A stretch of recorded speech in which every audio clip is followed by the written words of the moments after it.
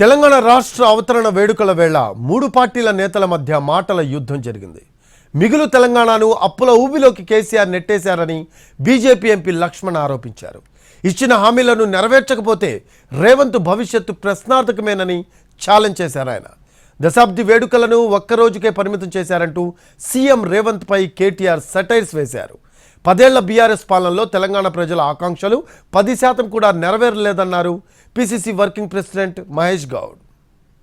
రాష్ట్రాన్ని సర్ప్లస్ బడ్జెట్గా ఉన్నటువంటి 2014 ఏర్పడే రాష్ట్రంలో ఇవాళ అప్పుల పాలు చేసి అప్పుల ఊబిలోకి నెట్టి ఆయననేమో అప్పులు చేసి చిప్ప చేతికి ఇచ్చిపోతే ఈయన రేవంత్ రెడ్డి గారు ఆ చిప్ప చేతిని పట్టుకొని ఢిల్లీ చుట్టి వాళ్ళ పడిగాపులు కాస్తున్నాడు. ఇవాళ భారతీయ జనతా పార్టీ సవాల్ చేస్తూ ఖర్చుకోమని చెప్తున్నాను ఇవాళ రేవంత్ రెడ్డి గారికి.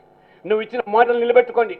గ్యారంటీలు కానివ్వండి, ఉచితాలు కానివ్వండి, లేదా ఉద్యమకారులకు లేదా కవులకు కళాకారులకు ఏ రకంగా న్యాయం చేయకపోయినట్లయితే ఖచ్చితంగా భవిష్యత్తు నీకు ప్రశ్నార్థకంగా మారబోతుందని చెప్పి నీ 5 సంవత్సరాల కాలము అది ఆశామాచిగా ఉండదని చెప్పి కూడా హెచ్చరిస్తున్నాం. ఈ ముఖ్యమంత్రి ఎంత తెలివి తక్కువ, ఎంత పరిణితి లేని ముఖ్యమంత్రి అంటే దశాబ్ది వేడుకలను కూడా ఒక్కరోజుకే పరిమితం చేసిన మూర్ఖుడికి తెలంగాణ గురించి కానీ, తెలంగాణ ఏర్పాటు వెనుక ఉన్న త్యాగాల గురించి కానీ, తెలంగాణ అని కనీసం ఈరోజు పొద్దున పోస్ట్లో కూడా జై తెలంగాణ అని ఒక మాట పలకలేని ఒక మూర్ఖుడికి తెలంగాణ ఉద్యమం గురించి కానీ, తెలంగాణ అవతరణ గురించి కానీ, కేసీఆర్ గురించి కానీ మాట్లాడే అర్హత కూడా లేదు.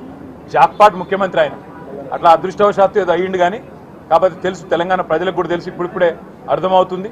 తప్పకుండా మరి ఆయనకు బుద్ధి చెప్పే రోజులు కూడా వస్తాయి. సాక్షాత్తు మాజీ ముఖ్యమంత్రి అసెంబ్లీలో సోనియా గాంధీ వల్లే తెలంగాణ వచ్చింది, ఇది చరిత్ర అని చెప్పిన వ్యక్తి ఆ తర్వాత ఏ రకాలుగా తెలంగాణ ఇచ్చిన సోనియా గాంధీని విమర్శించడం మనం తెలిసినాం. 10 ఏళ్లలో ఏం జరిగిందో ఒక్కసారి మనం స్మరణ చేసుకోవాల్సిన అవసరం ఉంది. ఏదైతే కళ్ళు కన్నారో మన పూర్వీకులు, త్యాగదనులు, ఏదైతే ఆశలు ఆకాంక్షలు తెలంగాణ కావాలనుకున్నారో ఆ తెలంగాణలో 10% కూడా సాకారం కాలంటి పరిస్థితి. ఒక నియంతలాగా తనకు తాను ఒక కోట కట్టించుకొని ఆ కోట నుండి ఫామ్ హౌస్కి, ఫామ్ హౌస్ నుంచి కోటకి ప్రజలతో దూరమై పాలన సాగించిన తీరు కూడా మనం మర్చిపోలేదు. తెలంగాణ కోరుకున్నటువంటి అమరవీరులు ఘోషించే విధంగా ఈ 10 ఏళ్ల పాలన రాజరిక పాలన జరిగింది. ప్రజలు ఎవరు కూడా